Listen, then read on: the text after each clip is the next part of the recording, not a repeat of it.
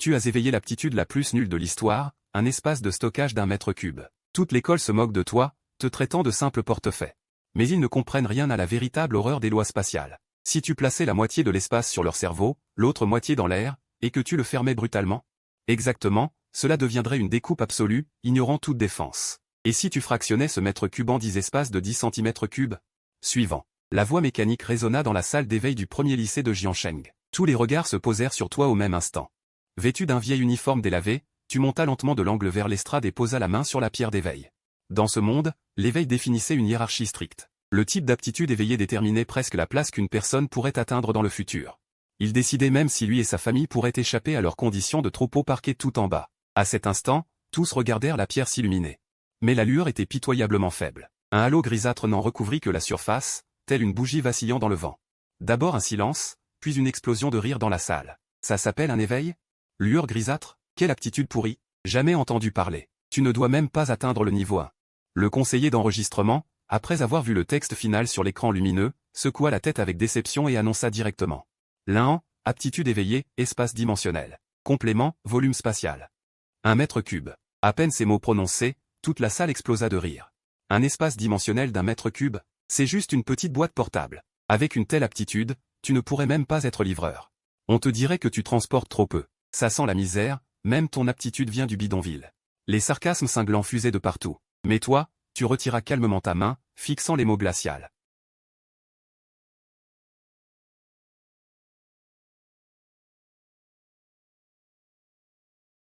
Tous les regards se tournèrent. Le jeune maître Zhaoze, niveau 4, absolument de classe S. C'est le feu de karma rouge. Le sang des Zhao est vraiment terrifiant. Dans une exclamation générale. Zhaoze, le fils légitime de la famille Zhao, entouré de flammes dorées pâles, monta sur l'estrade, vêtu d'un uniforme somptueux. Son expression affichait une supériorité non dissimulée. Mais toi, tu étais différent. Depuis sa naissance, il se tenait à la ligne d'arrivée de la majorité. Et maintenant, il venait d'éveiller l'une des aptitudes offensives les plus puissantes. Dès lors, les ressources, le statut. L'avenir s'inclinerait automatiquement devant lui. Pourtant, au lieu de profiter de ses acclamations, il vint droit vers toi. Te dominant de toute sa hauteur, un sourire cruel aux lèvres, l'un. Ah, je me demandais qui c'était. Le rat qui se cache dans les égouts. Il leva ses doigts enflammés et les pointa vers ta poitrine, te narguant mot à mot. Espace dimensionnel de niveau 1, 1 mètre cube. Oh, parfait. Quand ta sœur miséreuse ne sera plus là, tu pourras ranger ses souvenirs. À la mention de ta sœur. Un mouvement agita enfin l'eau morte de tes yeux. Une lueur glaciale de meurtre traversa ton regard. Zhaoze la capta. Il rit encore plus fort. Quoi, t'es pas content? Un type comme toi. Respirer ici, c'est déjà gaspiller l'air de Jiancheng. Sur ces mots, il se tourna directement vers le conseiller Wang, d'un ton qui n'était pas une négociation mais un ordre. L'école n'a-t-elle pas une place réservée pour un boursier à l'académie de guerre? Je croyais qu'elle était pour lui. Le conseiller Wang, pâle, murmura, oui. Des mercenaires couverts de cicatrices, des hommes en noir accroupis dans les coins pour vendre des drogues interdites, échangeant des informations à voix basse. Maintenant, elle n'est plus. La voix de Zhaoze était calme, mais empreinte d'un pouvoir de vie ou de mort. Je ne veux pas voir dans mon école un incapable qui ne mérite même pas d'être soldat de soutien. En plus, il occupe des ressources. Le conseiller Wang tenta de protester, mais ce n'est pas conforme au règlement. Règlement? Zhaoze ricana. Les flammes jaillirent brusquement. À Jiancheng, ce que dit la famille Zhao. C'est le règlement. Un silence de mort s'abattit sur la salle. Personne ne prit ta défense. Tous se contentaient de regarder. Certains avec compassion, d'autres avec satisfaction. Et d'autres encore, attendant avec impatience que tu t'effondres. Mais tu ne t'effondras pas. Tu levas simplement les yeux. Fixant Zhaoze. Un regard d'un calme effrayant, comme si tu regardais quelqu'un qui n'a plus d'avenir. Ce que Zhaoze détestait le plus, c'était ce regard. Son sourire s'effaça peu à peu. Sombre, il dit. Bien. Ce regard, je ne l'aime pas, va-t'en. Le conseiller Wang soupira et te tendit un formulaire. Signe. C'est une demande de retrait. Avec une aptitude comme la tienne, rester à l'école ne sert à rien. Résigne-toi. Va à l'usine de l'Est, trouve un boulot à visser des boulons. Au moins, tu pourras manger. Tu prends la demande, jette un coup d'œil, puis saisis le stylo. Dans la colonne de la signature, tu écris ton nom, d'une écriture ferme, sans la moindre hésitation. Une fois signé, tu rends le formulaire, tourne les talons et t'en vas. Pas une seule parole de contestation, car dans ta loi de survie, on ne discute jamais avec ceux qui vont mourir. À peine as-tu franchi la porte de l'école que le ciel s'assombrit complètement, les éclairs déchirant les nuages noirs. La pluie torrentielle s'abat violemment, te transperce en un instant, mais tu sembles insensible au froid. Tu avances, hébété. Soudain, dans ta poche, l'écran du téléphone d'occasion, fissuré comme une toile d'araignée, se met à vibrer. Tu réponds. À l'autre bout du fil, L'hôpital annonce d'une voix froide, ici l'hôpital municipal numéro 1. L'état de ta sœur, atteinte d'une rare maladie rénale, s'est soudainement aggravé, elle a été transférée en soins intensifs. Sous 24 heures, tu dois payer 100 000 unités de monnaie, le coût du premier traitement spécifique. Si tu ne paies pas ce traitement, nous serons contraints, conformément au règlement, d'interrompre les soins et de retirer la patiente de l'USI. 100 000 unités de monnaie. Ce chiffre s'abat comme un marteau dans ton crâne. Pour certains, ce n'est qu'un nombre, mais pour toi, c'est une somme inaccessible. Un chiffre astronomique. D'une voix pressante, tu supplies, docteur. Je vous en prie, accordez-moi encore quelques jours, la communication est brutalement coupée. Il ne reste qu'une tonalité glaciale. Sous la pluie battante, tu serres lentement le poing, sans même t'en rendre compte. Tu froisses peu à peu en une boule la demande d'abandon scolaire trempée par la pluie. La dernière once d'humanité sur ton visage s'évanouit, ne laissant place qu'au désespoir et à la folie. Plus d'école, plus d'avenir, aucune issue légale possible. Ce monde et ses règles n'ont jamais prévu de vous laisser une chance de survie, à ta sœur et toi. Alors, tu n'as d'autre choix que de voler. Sur ce, tu fais brusquement demi-tour et te diriges vers cette zone périphérique de la ville, oubliée par la lumière et l'ordre. Le bidonville. Plus tu avances, plus les rues s'obscurcissent. Finalement, tu t'engouffres dans une ruelle sombre, la plus profonde, la plus sale, dépourvue même de lampadaire. Ton regard, à cet instant, change du tout au tout. Alors, quitte à y laisser ta vie, tu vas arracher ta survie de force. Mais à peine as-tu prononcé ces mots, qu'une odeur fétide, écœurante, mêlée à l'effluve d'une bête féroce, jaillit du fond de l'allée. Soudain, 2 lanternes écarlates s'illuminent dans les ténèbres. Ce ne sont pas des lanternes, mais des yeux, ceux d'une bête qui n'aurait jamais dû se trouver en dehors des murailles. Un loup des ombres de 2e ordre. Cette créature est réputée pour sa vitesse et sa force. Un cauchemar pour les nouvelles recrues. Un homme ordinaire, face à lui, n'a pas la moindre chance de victoire. Survivre 3 secondes relèverait déjà du miracle. Pourtant, l'idée de fuir qui germe dans ton esprit. Tu l'étouffes aussitôt. Tourner le dos à un loup, c'est s'assurer une défaite encore plus rapide. Aussi, au lieu de reculer, tu avances d'un demi-pas, abaisses ton centre de gravité. Et, d'une main aussi rapide que l'éclair, tu ramasses à terre une barre de fer rouillé, à l'extrémité acérée. Tu la places en travers de ta poitrine. C'est un instinct forgé à la dure, dans les combats clandestins du bidonville, à force de souffrance et de fractures. Face à un ennemi plus fort, plus tu crains de perdre, plus tu perds vite. Seule une attitude plus féroce, plus désespérée, peut te donner une lueur d'espoir. L'homme et le loup se font face dans l'étroite ruelle obscure. La seconde suivante. Le loup des ombres bondit. Il fonce comme une traînée noire, droit à ta gorge. Tu distingues à peine son mouvement, guidé uniquement par l'instinct aiguisé lors d'innombrables combats à mort. Au tout dernier instant, tu pivotes violemment vers la droite, dans une torsion extrême, et frappes. Tu évites ta gorge, mais ton épaule gauche et ton bras sont violemment lacérés par la griffe du loup. Un large morceau de chair est arraché, un liquide écarlate jaillit instantanément. Une douleur atroce te fait voir ténèbres. Pourtant, tu ne recules pas. Bien au contraire, cette douleur semble attiser la férocité qui coule dans tes veines. Tu pousses un cri rauque, profitant de l'élan de ta torsion, et, de revers, tu enfonces la barre de fer droit dans son œil. Ce coup est déjà assez rapide, assez violent. Mais tu avais sous-estimé la terreur d'une bête de 2e ordre. Le loup des ombres détourne brusquement la tête en plein vol, la barre ne transperce pas le globe oculaire, mais heurte son crâne dur avec un bruit métallique. Elle pénètre à peine d'un demi-pouce avant de se coincer. Le loup, rendu furieux par la douleur, secoue violemment la tête. Tu n'arrives pas à tenir la barre d'acier, tout ton corps est entraîné et tu t'effondres au sol. Ensuite, c'est un véritable combat sauvage qui commence, vous roulez tous les deux dans les eaux usées et la boue, lui déchirant ta chair à coups de griffes encore et encore. Toi, telle une bête devenue complètement folle, tu abandonnes presque toute défense, utilisant poings, griffes, genoux, même tes dents pour frapper tout endroit potentiellement mortel chez lui. 3 entailles si profondes qu'on voit l'os apparaître sur ton dos, ta blessure à l'épaule n'arrête pas de saigner, tes forces et ta conscience s'évanouissent rapidement. Tu frappes de plus en plus lentement, ta respiration devient de plus en plus irrégulière, et finalement, le loup d'ombre saisit l'occasion, te projette violemment contre le mur, ta nuque heurte. Des étoiles explosent devant tes yeux, l'instant d'après, son corps lourd et massif s'abat sur toi. Ses 2 griffes enfoncent solidement tes épaules, te clouant dans le coin du mur, tu ne peux plus bouger. Il baisse la tête, sa gueule fétide est à moins de 5 cm de ta gorge, tu distingues parfaitement le sang accroché à ses crocs. Le désespoir envahit tout ton corps comme de la glace, mais c'est justement à ce moment que l'image du petit visage pâle. Petit visage toujours souriant, grand frère, tu deviendras sûrement le plus grand artiste. Grand frère, quand je serai guéri, je veux soutenir la Rutengu de la famille Nannei. Tu ne peux pas perdre. Si tu perds, qu'arrivera-t-il à Lynxia?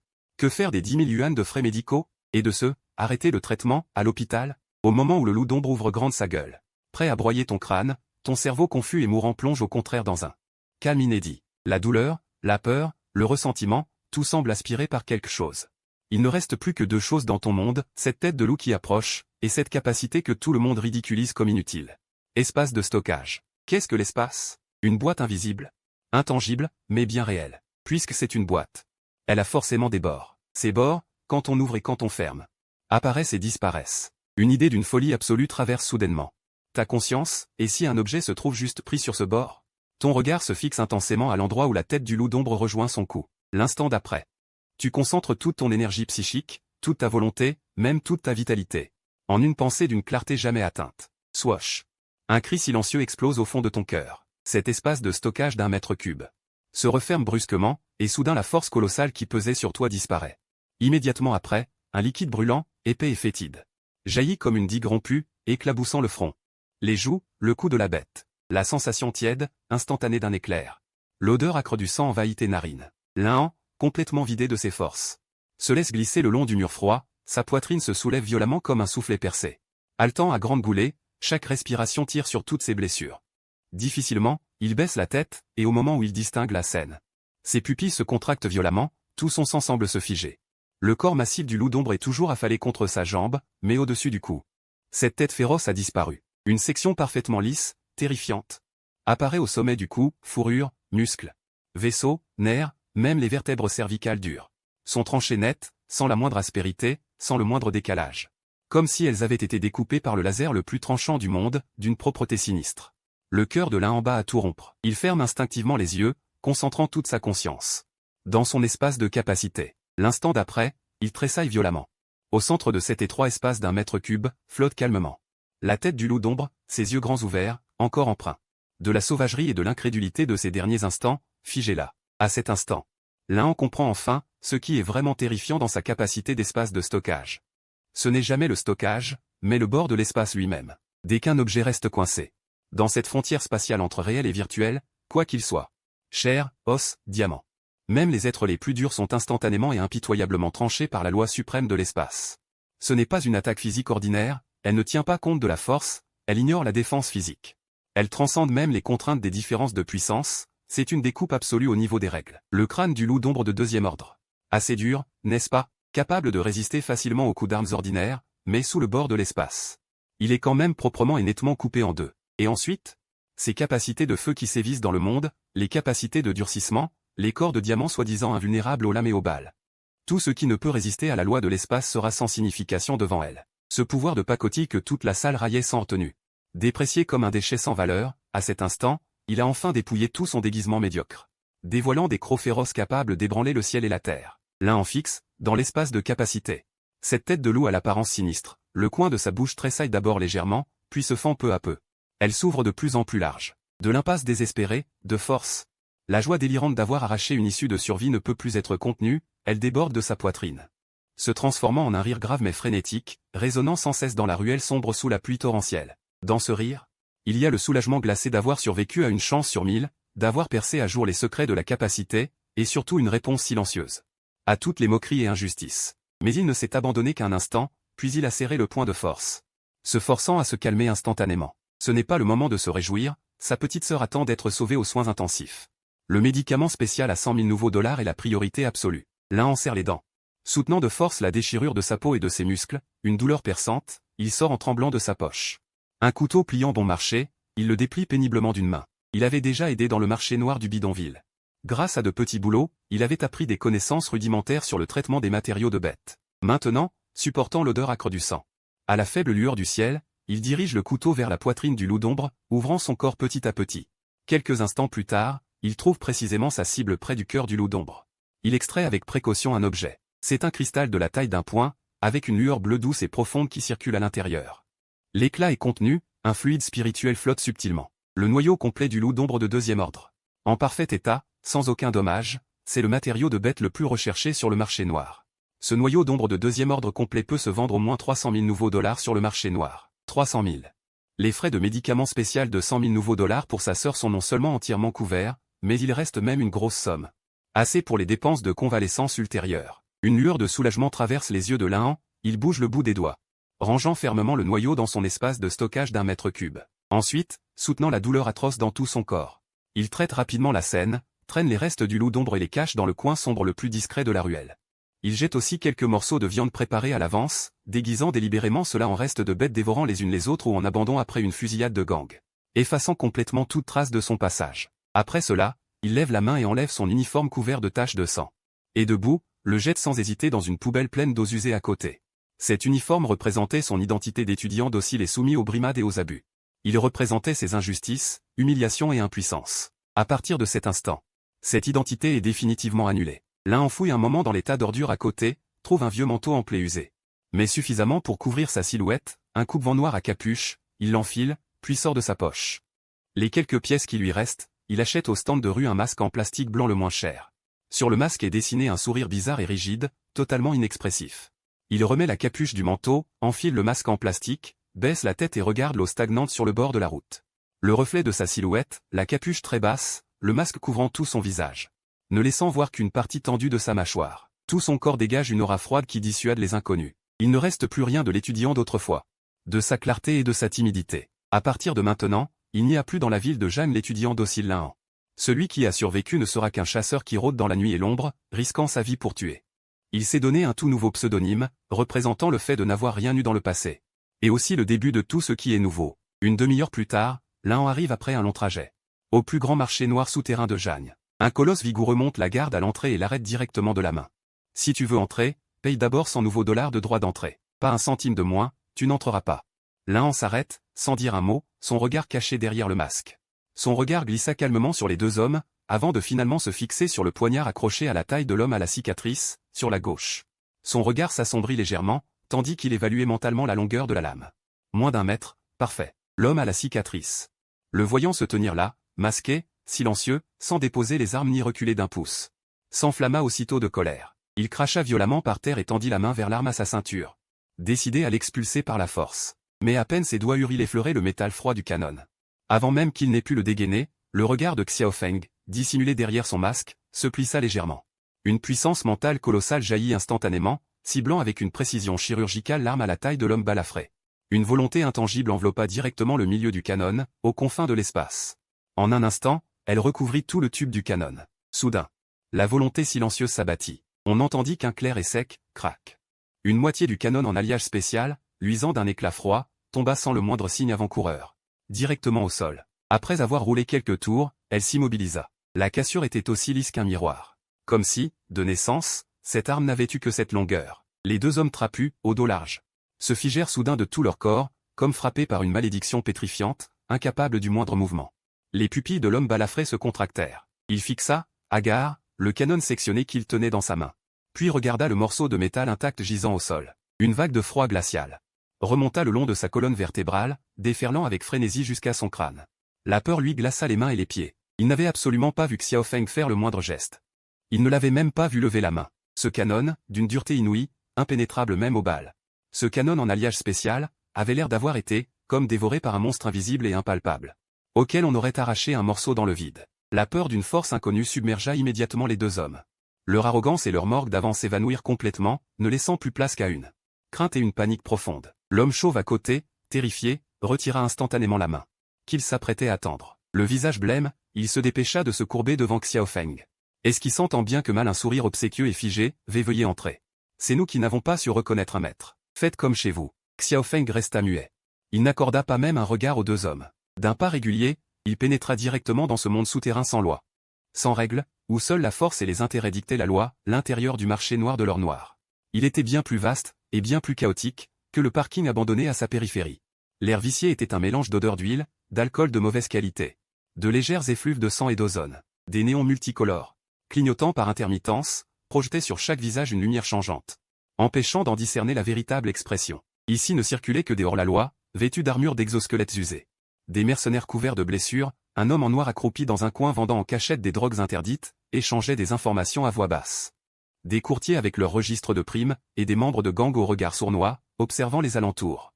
Chacun portait en lui des secrets inavouables et des intentions meurtrières. Xiao Feng ne s'arrêta pas une seconde. Sans se soucier du chaos ambiant, il se dirigea droit vers le bâtiment le plus imposant et le mieux gardé du centre du marché. Un immeuble indépendant de 3 étages. L'Alliance de l'or noir. C'était, dans tout le marché noir, le lieu de transaction le plus autoritaire, et le plus rapide. Il poussa la lourde porte en métal. Xiao Feng s'approcha du comptoir. Derrière, un caissier obèse de plus de 100 kilos. Le visage bouffi, les doigts ornés de plusieurs bagues en pierre précieuse, frottait lentement, la tête baissée, un os à la main. Sans lever les yeux, il demanda d'un ton nonchalant, « Tu vends quoi ?»« Un petit truc, Tu le dis directement. Une grosse marchandise, montre-la. Xiaofeng ne répondit pas. Il se contenta de tendre lentement la main au-dessus du comptoir. D'une simple pensée. Un seul mouvement. Un bruit sourd et lourd retentit. Le cristal d'ombre loup de rang 2, de la taille d'une meule, dégageant une aura bleutée et possédant une perfection rare, s'abattit lourdement sur le comptoir en bois. La lumière bleue illumina instantanément les environs. Le mouvement de frottement du caissier s'arrêta net, son chiffon suspendu en l'air. Il releva lentement la tête. Ses yeux troubles se fixèrent sur le cristal de la bête, et une lueur d'intérêt perça immédiatement au fond de ses pupilles. Une convoitise et une surprise à peine dissimulée menaçaient de déborder. Mais après tout, il œuvrait au marché noir. Un vétéran chevronné de plusieurs décennies, sachant bien que quiconque pouvait fournir un noyau de bête de rang 2 aussi intact n'était certainement pas un type honnête, il retira immédiatement toute expression extérieure et afficha un sourire d'essai sur son visage. Le masque doré sur le visage du gros propriétaire ne resta qu'une demi-seconde avant de se transformer rapidement en un mépris affecté. Il tendit ses doigts gras, prit le noyau de bête bleu sombre, et l'examina ostensiblement sous la lumière pendant un moment. Puis, il le jeta négligemment sur le comptoir, produisant un bruit léger et moqueur. L'énergie est impure, à peine de qualité secondaire de rang 2. 100 000 nouveaux dollars, à prendre ou à laisser. Ces mots étaient une pure tentative de baisse de prix. Un noyau de bête de l'ombre de rang 2, intact. Au marché noir, le prix plancher dépassait largement 200 000, mais il le réduisait directement au tiers. Manifestement, il cherchait à profiter de cet inconnu masqué, apparemment seul. Pourtant, Xiaofeng ne montra aucune colère. Ni ne marchanda un seul mot. Il se contenta de laisser échapper un rire froid et moqueur à travers son masque. D'un geste, d'une pensée, le noyau de bête sur le comptoir fut instantanément renvoyé dans son espace de stockage. Puis, il se retourna, sans aucune hésitation, et se dirigea droit vers la sortie du hall commercial. Cette attitude posée et indifférente, refusant toute discussion.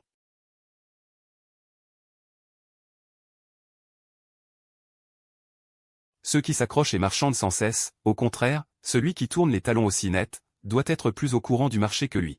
Et bien plus sûr de lui. Ce noyau de bête, l'autre ne craignait certainement pas de ne pas le vendre. Attendez, mon jeune ami, on peut discuter du prix. Le gros propriétaire se leva aussitôt, la voix pressée le rattrapant. Xiaofeng ne ralentit pas. Il continua d'avancer. 200 000, je propose 200 000. C'est pas rester calme, sans la moindre pause. 250 000. Je ne peux pas monter plus haut, c'est le prix maximum. Ce n'est qu'à ce moment-là que Xiaofeng s'arrêta lentement, se tournant à moitié. La lumière tamisée tombait sur son masque blanc souriant, dont le sourire étrange et figé paraissait alors particulièrement sinistre et glaçant. Il ne se retourna pas, mais sa voix froide s'éleva lentement, chaque mot sans appel. 300 000, sur une carte noire anonyme. La graisse du visage du gros propriétaire tressaillit violemment plusieurs fois, une lueur de douleur dans ses yeux. Mais en voyant le dos inflexible de son interlocuteur, il finit par serrer les dents et acquiescer fermement, marché conclu. Peu après, une carte métallique noire, sans aucune inscription, intraçable, fut violemment poussée par le gros propriétaire au bord du comptoir. Xiaofeng prit la carte. Ses doigts sentant la froideur du métal, il ne dit pas un mot de plus, poussa la porte du hall commercial et partit droit devant. Mais au moment où sa silhouette franchit complètement le seuil de la chambre noire, le sourire factice du gros propriétaire disparut instantanément, remplacé par une lueur féroce. Il leva les yeux, vers un homme robuste buvant seul dans un coin, et lui fit discrètement un geste de tranchement de gorge. L'homme ricana, montrant des dents jaunies, posa immédiatement son verre et, sans un bruit, appela 4 autres brutes tatouées, à la carrure menaçante. Le groupe suivit de près Xiaofeng, tels 5 loups guettant leur proie, le filant sans laisser de traces. Xiaofeng en était parfaitement conscient. Dès sa sortie du hall, il avait déjà senti les 5 que le suivant. Et plus important encore, tout en marchant posément, il testait discrètement une nouvelle utilisation de son espace de stockage. Il se baissa pour ramasser un petit caillou sans importance, et au moment où il faisait un pas en avant, d'une pensée, le caillou fut instantanément rangé dans l'espace. Puis, au pas suivant, il le fit ressortir directement de l'espace devant lui.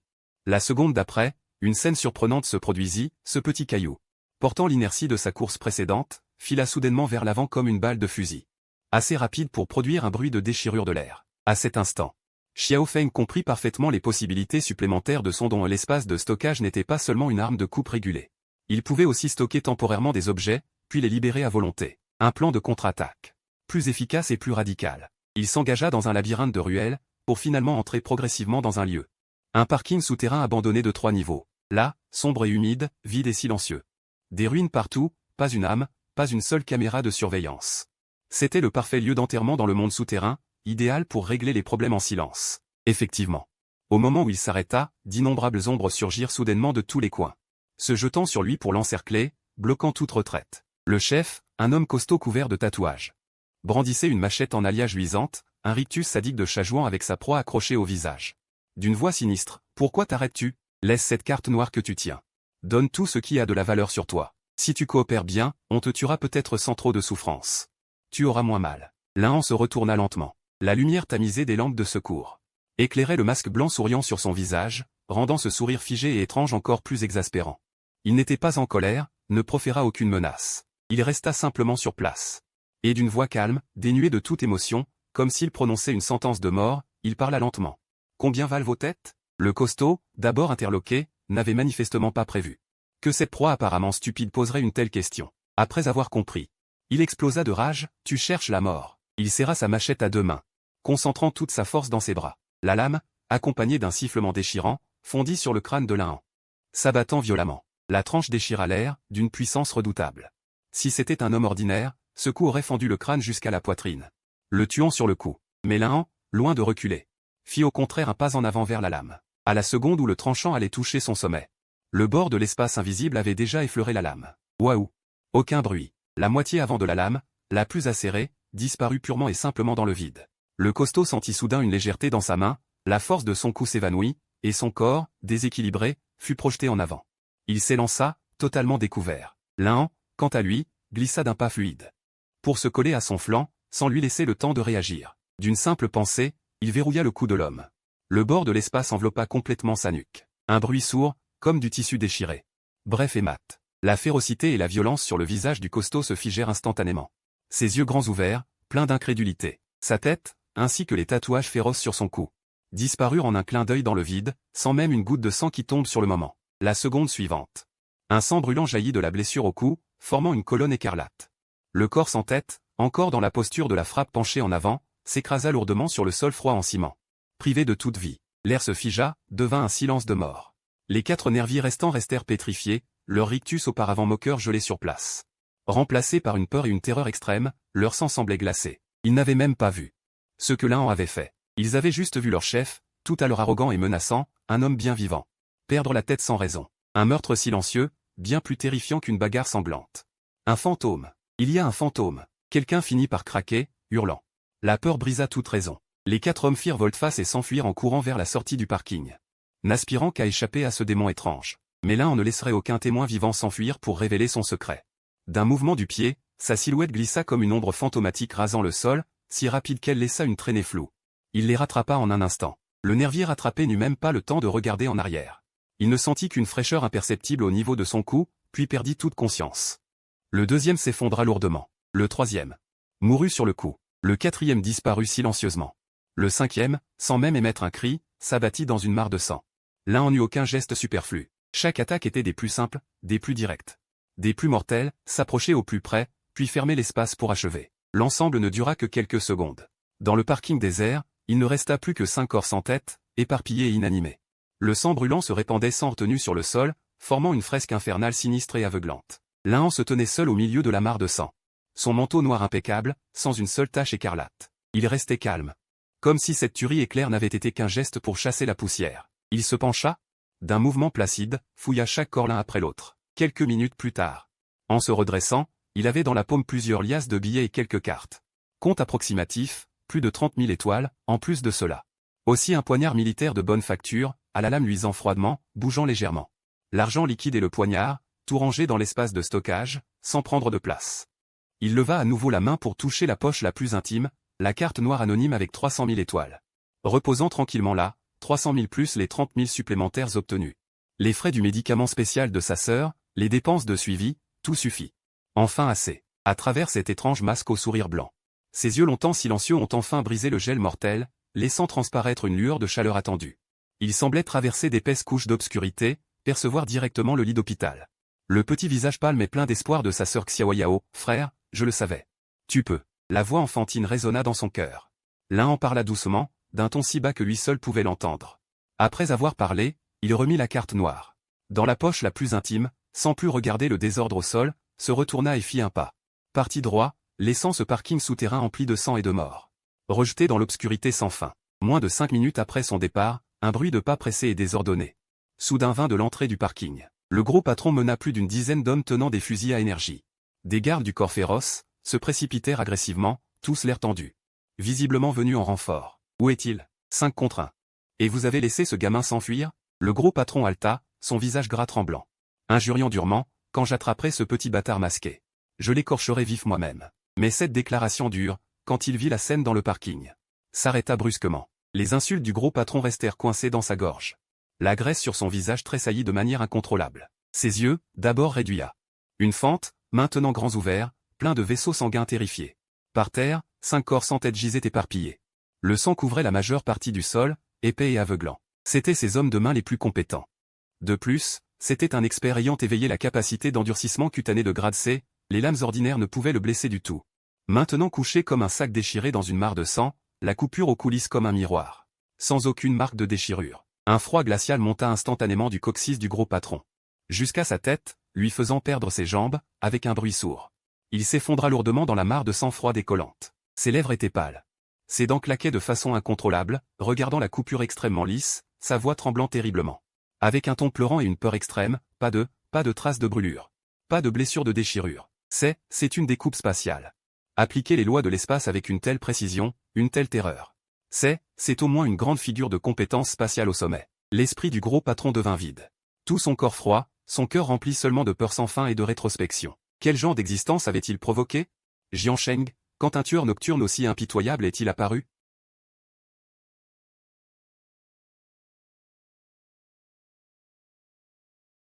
L'imperméable symbolisant l'esprit fantôme, entièrement noir, le masque souriant sans expression. Et le poignard militaire taché de traces rouges foncées, déjà imprégné de sang, tout rangé silencieusement dans l'espace de stockage. La seconde suivante, il remit cet ensemble d'uniformes scolaires délavés, autrefois jetés dans une poubelle. Portant ce vieux sac d'école aux bords usés et aux tissus décolorés, perdit instantanément toute sa lame. Redevint ce jeune ordinaire, discret dans une foule, paraissant même un peu maigre. En un instant, l'expression dans ses yeux ne put jamais revenir à avant. Cette jeunesse autrefois enveloppée de timidité et d'infériorité, silencieuse et réservée, avait déjà été complètement anéantie dans la tempête de sang de la nuit dernière. Maintenant au plus profond de lui, un froid indélébile se coagulait, portant l'acuité et l'indifférence après la vie et la mort. Plus aucune trace de pureté juvénile. Sans aucune pause, il se retourna et se dirigea droit vers le premier hôpital de Jiansheng. Le hall de l'hôpital en pleine nuit était silencieux. L'infirmière de garde somnolait au bureau de triage. Les nerfs déjà fatigués étaient usés par la solitude nocturne, jusqu'à ce que le jeune place une carte entièrement noire. En déposant doucement la carte sur le comptoir vitré de l'accueil, l'infirmière sursauta violemment, son air impatient se figea instantanément. Jusqu'à la fatigue dans ses yeux qui se dissipa comme une fumée. Le jeune homme, de l'autre côté de la vitre, avait une voix rauque comme poncée au papier de verre. Sans émotion superflue, seulement une décision sans appel, les meilleurs médicaments d'urgence, tout de suite. Cette carte noire contient 300 000. Si ça ne suffit pas, je trouverai autre chose. L'infirmière resta d'abord figée, un long moment sans reprendre ses esprits. L'instant d'après, baissant les yeux vers cette carte noire représentant une somme colossale, ses doigts tremblèrent légèrement. Relevant la tête vers ce jeune homme vêtu d'un vieil uniforme scolaire, à l'air pauvre, son regard s'emplit soudain d'incrédulité. Un garçon qui, de la tête aux pieds, respirait la pauvreté, pouvait sortir une carte noire de 300 000 sans effort. Ce contraste extrême le laissa bouche bée, incapable de prononcer une phrase complète. Mais le plafond d'une carte noire ne ment pas. N'osant pas perdre une seconde, il se leva aussitôt et prit rapidement le téléphone. En urgence, il contacta le médecin de garde pour organiser le traitement au plus haut niveau. Une demi-heure plus tard, le tout nouveau médicament de réparation génétique s'écoula lentement par la perfusion dans le corps de la jeune fille au teint blafard allongée sur le lit. Ce n'est qu'en voyant les joues exsangues de sa sœur retrouver peu à peu une faible couleur qu'il put respirer un peu. L'un, dont les nerfs étaient tendus à l'extrême, se détendit enfin légèrement. Dans la chambre, on pouvait entendre le bruit des gouttes tombant du perfuseur. Assis au bord du lit, il écarta doucement les mèches de cheveux. Collé par la sueur froide sur le front de sa sœur, avec une délicatesse presque craintive. C'est seulement à cet instant que la violence, la brutalité et l'envie de tuer cachées au fond de ses yeux disparurent complètement, se transformant en une tendresse maladroite mais brûlante. Sa sœur était son seul point faible dans ce monde froid et cruel. Et aussi toute la lumière qu'il protégeait de toutes ses forces. Sa sœur, déjà de constitution fragile, avait pourtant un esprit particulièrement délicat et sensible. Ses cils tremblèrent légèrement, elle ouvrit lentement les yeux. Elle leva faiblement la main, agrippant fermement celle du garçon, sa voix légère comme une plume, mais pleine d'une inquiétude qu'elle ne pouvait cacher. « Grand frère, tu as fait quelque chose de dangereux. » Elle avait senti cette odeur de fer rouillé et de sang que le garçon ne pouvait dissimuler, et ressentit clairement que son frère, devant elle, n'était déjà plus le même que celui, doux et réservé, d'autrefois. Le cœur du garçon se serra violemment, ses doigts tremblèrent imperceptiblement, mais il força un sourire. Aussi doux que d'habitude, un regard délibérément léger. Sa sœur, les yeux rouges, ne posa pas d'autres questions. Mais en sanglotant, d'une voix brisée et pleine de reproches, « Grand frère, est-ce que tu as vendu ta place à l'école à quelqu'un d'autre? Elle savait trop bien ce que cette place signifiait. Pour son frère, et elle savait encore mieux combien de sueur et d'efforts il avait déployé ses années pour la garder. En entendant cela, le regard du garçon s'assombrit un instant imperceptiblement, mais il leva vite la main, comme quand ils étaient petits, lui piquant doucement le bout du nez avec un sourire faussement décontracté, l'air de dire que ça n'avait aucune importance. Petite sotte, à quoi tu penses? Ce n'est qu'une fichue place, perdue, perdue. Guérir ta maladie d'abord, c'est ça le plus important. Même si je n'étudie pas, je peux devenir quelqu'un de génial. Il baissa les yeux, sa voix devint très douce, caressant doucement le bras frais de sa sœur, la rassurant patiemment, ne t'inquiète pas pour le moment, concentre-toi seulement à te soigner. Quand tu seras guéri, je t'emmènerai manger dans ce dessert que tu aimes tant. Voyant sa sœur refermer enfin les yeux, épuisée, sa respiration s'apaisant peu à peu, il rabattit avec précaution le coin de la couverture sur elle. Chaque geste lent et délicat, de peur de troubler cette rare tranquillité. Il resta silencieusement au chevet, jusqu'à être certain qu'elle dormait profondément, puis se leva lentement et sortit de la chambre à pas feutrés. Au moment où la porte se referma doucement, la tendresse prudente sur son visage se dissipa complètement, comme une surface de glace brisée. À sa place, une soif de meurtre plus glaciale que la nuit profonde derrière la fenêtre.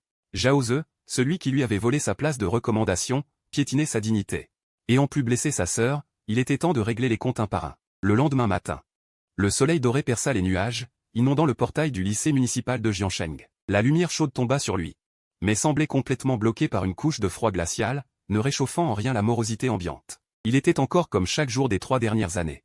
Son vieux sac à dos décoloré sur le dos, il pénétra dans l'enceinte de l'école. Mais cette fois, au lieu de se diriger vers sa classe, il tourna directement vers le bureau des affaires académiques. Peu après, il reçut des mains du personnel un formulaire d'inscription pour les candidats indépendants. La place de recommandation lui avait été arrachée de force par Zhao Ze.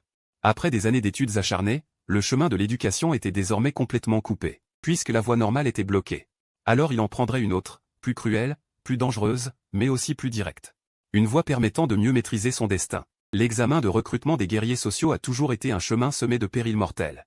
Ceux qui se présentent à cet examen sont soit des gens du bas peuple, sans relations ni ressources, n'ayant que leur vie à risquer pour un avenir, soit des personnes acculées, sans aucune issue. Et Xiao Feng appartenait clairement à cette dernière catégorie.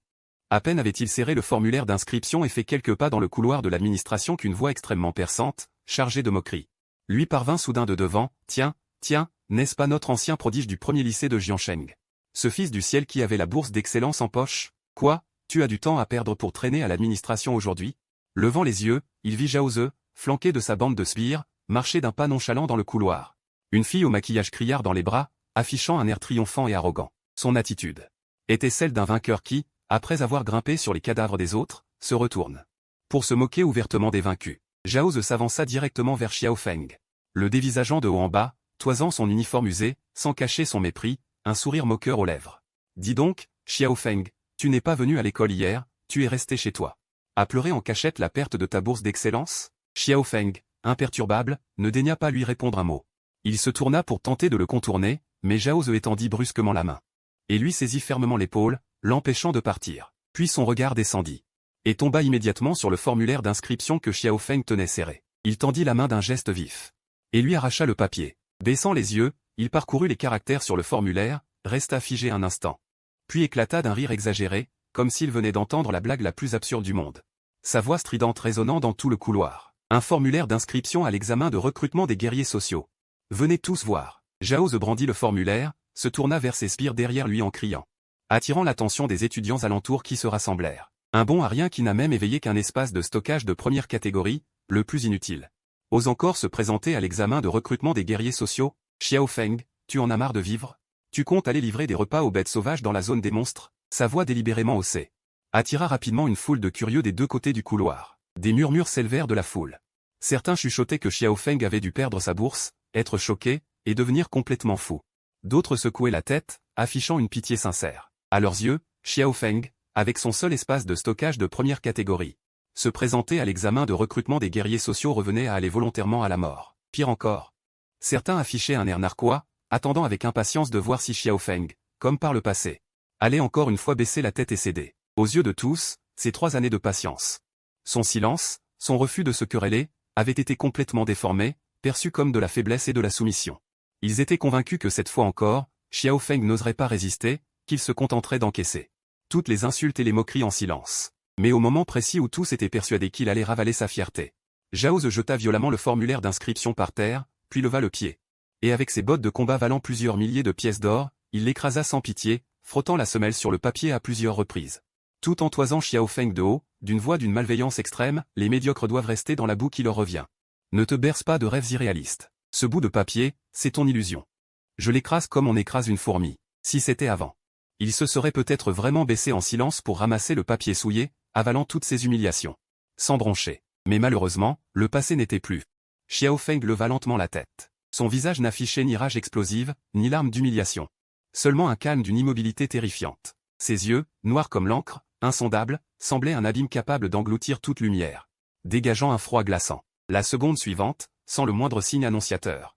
Astérisque boum, astérisque un bruit sourd et violent explosa soudain dans le couloir silencieux. Le corps de Xiao Feng s'abaissa légèrement, sa jambe droite décrivit une trajectoire quasi irréelle. Et un coup de pied latéral, puissant et lourd, s'écrasa en plein sur l'abdomen de Zhao Ze. Ce coup fut trop rapide, trop violent. Le rictus narquois sur le visage de Zhao Ze n'eut même pas le temps de s'effacer. Son corps, comme percuté de plein fouet par une bête sauvage lancée à pleine vitesse, se plia en deux, telle une crevette. Un mélange d'acide et de bile lui monta brusquement à la gorge. Ses pieds quittèrent le sol. Et il fut projeté à plus de 3 mètres en arrière, heurtant lourdement le panneau d'affichage du couloir. Astérisque bam, astérisque le verre trempé se brisa en un instant, des milliers d'éclats volèrent en tous sens, jonchant le sol. Un silence de mort s'abattit sur les lieux. Personne ne s'attendait à ce que Xiao Feng, autrefois faible et résigné, passe à l'acte.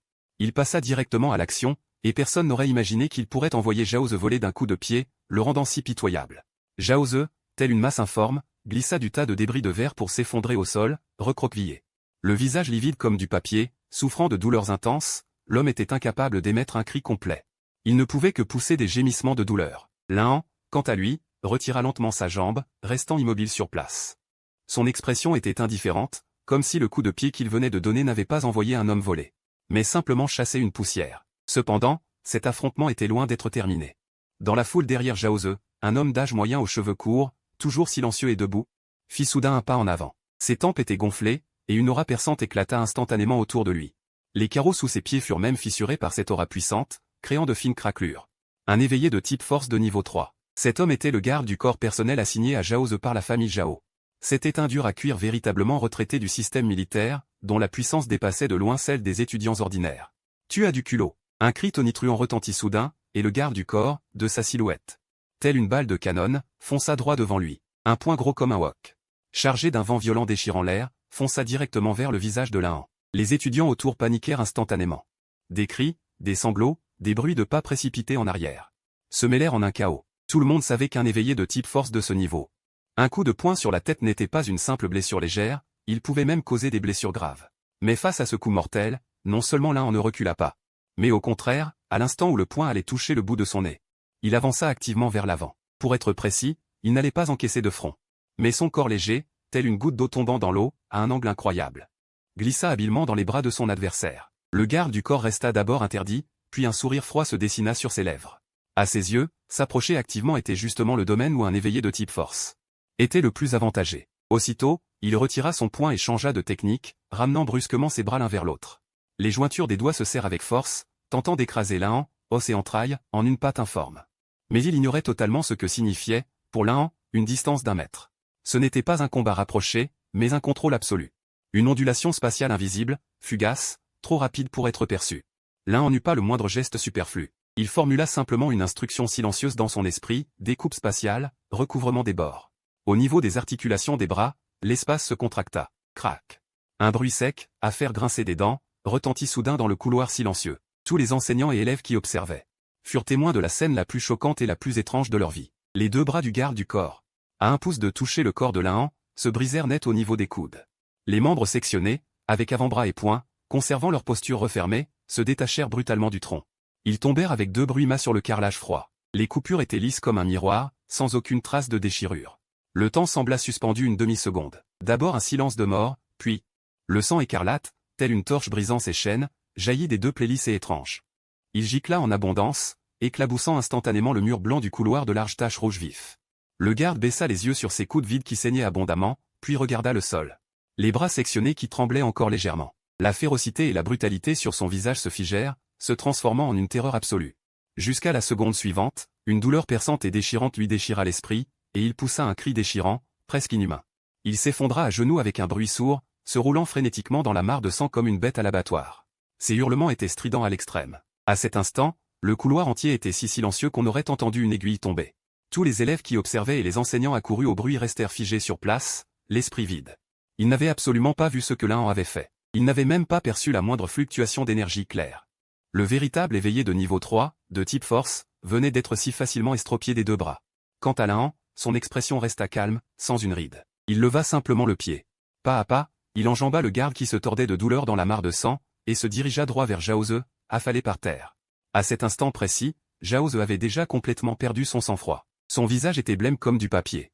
Les yeux vagues, il recule à quatre pattes en s'efforçant de fuir, son entrejambe se mouille instantanément d'une incontinence. Totalement terrorisé au point de perdre le contrôle, Lahan s'arrête devant lui. Sous des centaines de regards emplis de crainte et de stupeur, il lève lentement le pied. Avec ses baskets bon marché délavées, il écrase lourdement le visage enflé, tordu et terrifié de Zhao Ze. Il plaque sa tête contre le sol jonché de débris de verre, les tessons acérés s'enfoncent dans sa peau. Une douleur déchirante, mais comparée à l'humiliation de cet écrasement, elle est insignifiante. C'est une humiliation extrême sans précédent. Lahan baisse les yeux, contemplant froidement, sous son pied, le visage déformé par la peur. Sa voix, bien que douce, porte une froideur perçante. Chaque mot se grave clairement dans les oreilles de tous les présents, ton quota de recommandations, je ne le convoite pas. Demain matin, sous les yeux de tout le monde, je briserai de mes propres mains tout ce dont tu es si fier. Sur ces mots, il lève lentement la tête, sans daigner jeter un autre regard à Zhao Ze. Il se retourne, se penche. Ramasse le formulaire de recommandation pour l'université des guerriers sociaux, piétiné et froissé, en essuie doucement la poussière du bout des doigts. Puis, il hisse son vieux sac à dos sur ses épaules et s'éloigne à grands pas dans l'allée que tous s'empressent de libérer. La lumière du soleil, filtrant à travers les vitres du couloir, étire son ombre démesurément. Cette ombre solitaire et silencieuse dégage pourtant une pression étouffante qui interdit tout regard direct, s'imprimant profondément dans le cœur de chaque spectateur.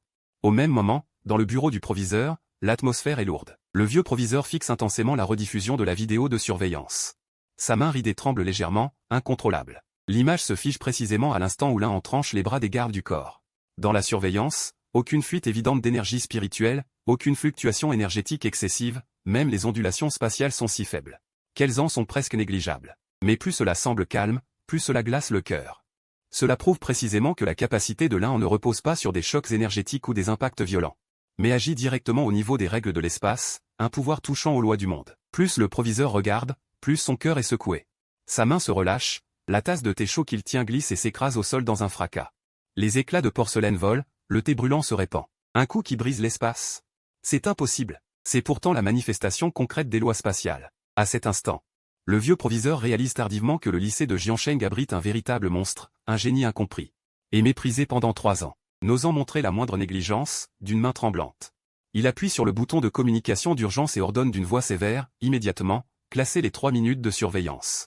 Comme secret de niveau S, chiffrer toutes les données brutes. Personne n'a le droit de les consulter, de les divulguer ou d'en discuter. Après avoir donné cet ordre de confinement, il demande aussitôt au directeur des études de lui fournir tous les dossiers de l'un des 3 dernières années, ses résultats, ses relevés de comportement quotidien. Son regard est des plus graves. Il doit réévaluer entièrement cet élève, que toute l'école prenait pour un bon à rien. Mais alors que l'administration vient tout juste de réaliser la valeur stupéfiante de l'un, de son côté, la famille Zhao a déjà pris la décision impitoyable de l'éliminer. Un acompte de 10 millions. Zhao Xiong parle d'un ton sans la moindre inflexion, accentuant l'atmosphère oppressante qui règne dans la pièce. Zhao Ze, le visage méconnaissable et enflé, est allongé sur un canapé en cuir, hurlant de manière hystérique, totalement délirant, je veux me venger. Je veux qu'il meure. Ce bon à rien de l'un, je veux qu'il finisse ses jours dans la souffrance. Le chef de famille, Zhao Xiong, se tient devant la baie vitrée, l'aura autour de lui lourde et basse. Il écoute sans un mot les plaintes de son fils. Et le rapport de ses hommes, puis serre lentement le poing. La seconde suivante. Il compose directement un numéro de communication crypté. À l'autre bout du fil, un homme nommé Lietu, un tueur à gages du marché noir qui opère depuis des années dans les zones sauvages, les mains couvertes de sang. Sans pitié, jamais d'échec. Je veux la vie de l'un. Un acompte de 10 millions, dit Zhao Xiong, d'un ton parfaitement calme, mais empreint d'une férocité glaçante. Pourtant, à l'autre bout, Lietu, apprenant que sa cible a facilement neutralisé 2 gardes du corps de 3e rang de la famille Zhao, refuse immédiatement le prix initial. Il exige froidement 5 millions de plus, ainsi qu'un équipement spécialisé. Je ne ferai que provoquer un accident, sans laisser aucune trace. Enfin, le corps sera traité par la zone sauvage. Le département des capacités spéciales de l'armée ne trouvera absolument rien de suspect. Zhao Xiong accepte. Sans la moindre hésitation. À ses yeux, même si l'un est étrange. Même en situation anormale, Dès qu'on pénètre dans la zone sauvage pleine de périls, la mort est inévitable. Tôt ou tard, on finit en lambeaux déchiquetés par un prédateur, sans laisser de traces. 3 jours plus tard, il ne reste que 15 jours avant l'examen national des capacités. L'armée de la ville, en collaboration avec le bureau de l'éducation, organise la dernière grande épreuve de combat sur le terrain pour les élèves de terminale. Le lieu de l'épreuve est fixé dans la zone sauvage numéro 07, extérieure à la ville, au coefficient de danger extrêmement élevé. Cette épreuve rend tous les élèves de terminale complètement fous. Non seulement parce que les résultats de l'épreuve sont directement intégrés à la note globale de l'examen des capacités, mais aussi parce que l'armée a mis en jeu des récompenses si alléchantes qu'elles font envie à tout le monde.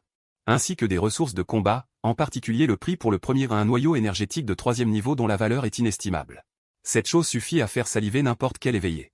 Sur le terrain de l'école, des véhicules de combat militaires à sustentation sont garés partout, les élèves de terminale se rassemblent par petits groupes. Leurs visages mêlant excitation, nervosité et espoir, dans un tumulte incessant. Quant à l'un, portant un vieux sac à dos militaire, il se tient seul dans un coin, comme entouré d'une barrière invisible. En total décalage avec tout ce qui l'entoure. Depuis ce combat dans le couloir, personne n'a osé s'approcher à moins de 3 mètres de lui. Tel un trou noir silencieux, l'aura glaciale qu'il dégage inspire une peur instinctive à tous. Qu'il évite par réflexe. C'est alors qu'une silhouette très éclatante traverse la foule compacte et s'arrête droit devant lui. C'est Suxu. La beauté du lycée numéro 1 de Jiancheng, également reconnue comme la plus grande prodige de l'établissement, ayant éveillé une capacité d'armes extrêmement rare. Toujours au sommet de la hiérarchie, entouré d'innombrables louanges et admirations. Vêtu d'une combinaison de combat blanche et moulante. Ses cheveux longs bleu glacé scintillent de reflets délicats sous le soleil, telle une lame fine. Mais acérée, avec une fierté distante. Elle regarde Lan et lui lance un avertissement teinté de condescendance, avec une supériorité ancrée dans l'habitude d'être suivi. La zone sauvage n'est pas l'école. Tu ferais mieux de rester avec le groupe, ne fais pas le fanfaron tout seul. Du point de vue de Suxu, c'était déjà un conseil bienveillant accordé en daignant s'abaisser. Mais pour Lan, cette bonté charitable fondée sur une inquiétude injustifiée est en elle-même d'une saleté immonde. Il lève seulement les yeux d'un air distant, ses pupilles glacées, sans la moindre once d'émotion, et ne lâche que 2 mots, sale. Suxu reste figé sur place, son expression se fige instantanément. De toute évidence, elle ne s'attendait pas à ce qu'en prenant l'initiative de s'abaisser, elle ne récolte que ces 2 mots. La colère lui monte immédiatement au cœur, son visage s'assombrit, et elle lui lance un rire moqueur en laissant tomber. Tu ne sais pas ce qui est bon pour toi, avant de tourner les talons, tout en se promettant intérieurement de voir jusqu'à quand l'un en pourra tenir seul dans la zone sauvage. Quant à l'un, il baisse simplement la tête, comme si rien ne s'était passé. Pour lui, les personnes et les événements insignifiants ne troublent jamais son esprit. Peu après, le bus militaire à sustentation démarre lentement, traverse les portes imposantes et épaisses de la ville, et s'engage directement dans la zone sauvage numéro 07. Ici, c'est un monde totalement différent de la ville ordonnée. Des arbres gigantesques s'élèvent jusqu'aux cieux, obscurcissant le ciel, des racines épaisses et entrelacées affleurent le sol, l'air est saturé d'une odeur humide de pourriture, et dans l'ombre, d'innombrables regards malveillants. Épis en silence. Chaque parcelle de terre ici rappelle silencieusement à tous. Ce n'est pas un terrain d'entraînement sûr, mais un lieu de vie ou de mort où l'on peut vraiment perdre la vie. Sur un ordre de l'instructeur accompagnateur, des milliers d'étudiants se précipitent dans la jungle. La plupart sont extrêmement prudents et choisissent d'abord de former des équipes, par groupe de 10. Ou plusieurs dizaines, agissant ensemble, n'osant rôder qu'à la périphérie de la jungle. Face aux bêtes anormales les plus faibles. Après tout, pour un élève de terminale ordinaire, même une bête anormale de premier niveau, la plus faible, constitue déjà une menace mortelle. Mais l'un n'a jamais eu l'intention de rejoindre une équipe. Dès qu'il pénètre dans la jungle, il se sépare sans hésiter du groupe principal et s'enfonce seul au cœur de la forêt, visant directement la zone d'activité des bêtes anormales de second niveau, marquée en rouge sur la carte. Les gens ordinaires craignent les menaces, donc ils s'agglutinent pour survivre, lui, il recherche l'efficacité maximale. La puissance la plus directe. Dans la forêt dense, la lumière est faible, et un individu ordinaire ferait chaque pas avec appréhension, redoutant un danger surgissant soudainement dans son dos. Mais l'esprit de l'un, déjà transformé en un radar invisible, il se déploie dans toutes les directions, sur un rayon de 100 mètres. Même le moindre souffle de vent, le plus infime son de respiration, tout est saisi par lui. Sans rien laisser échapper, une chasse silencieuse commence. À 30 mètres sur la gauche, un arbre immense